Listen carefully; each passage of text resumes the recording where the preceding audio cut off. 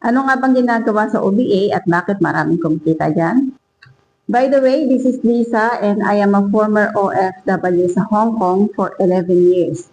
Noong una sabi ko subok lang pero nung trinabaho ko and sineryoso ko to, nakapag-for good na po tayo and ngayon kumikita na tayo sa online at ngayon may mga natutulungan na rin tayo na kumita na kahit nasa bahay na lang. By the way, OBA stands for Online Business Academy. Ang gagawin lang po dito is magsiset ng appointment sa local and international markets. All scripts are provided dito, kaya hindi mo na kailangan mag-isip kung ano sasabihin sa mga clients. At 3 bagay lang ang kailangan mo. Simple-simple para lang makapag-start ka dito. Una, kailangan mo ng stable internet connection kasi nga lahat ng gagawin natin dito, including trainings and mentorings, is nasa online lang. Pangalawa, kailangan mo dito ng gadget like phone or laptop as long as kaya niyang makapag-copy and paste.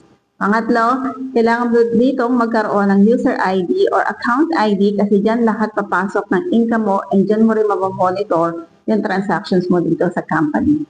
Kaya kung isa ka mang OFW or empleyado and matagal ka na dyan sa work mo pero hanggang ngayon is hindi ka makapag-ipon kasi nga yung sahod mo kung hindi kulang, sakto lang din, then this opportunity is for you. Para maturuan din kita personally, kindly comment down below your age and your location. At huwag mo na rin kalimutan na i-like and share ang video na to. See you po and God bless.